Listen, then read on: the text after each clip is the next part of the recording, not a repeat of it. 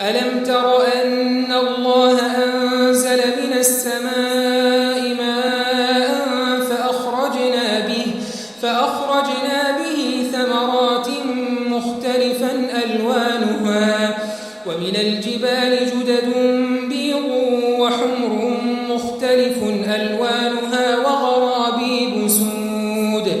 ومن الناس والدواب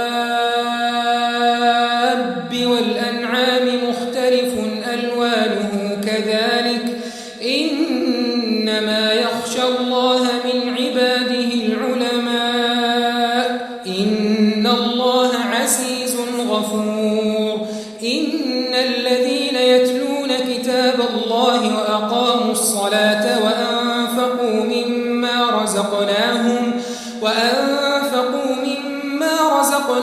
سرا وعلانية يرجون تجارة لن تبور ليوفيهم أجورهم ويزيدهم من فضله إنه غفور شكور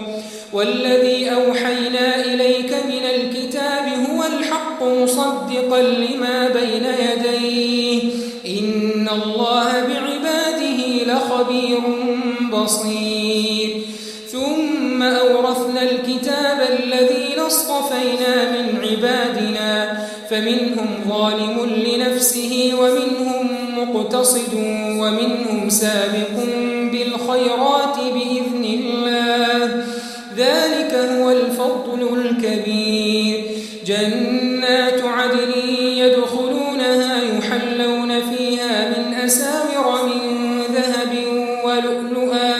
ولباسهم فيها حرير وقالوا الحمد لله الذي أذهب عنا الحزن إن ربنا لغفور شكور الذي أحلنا دار المقامة من فضله لا يمسنا فيها نصب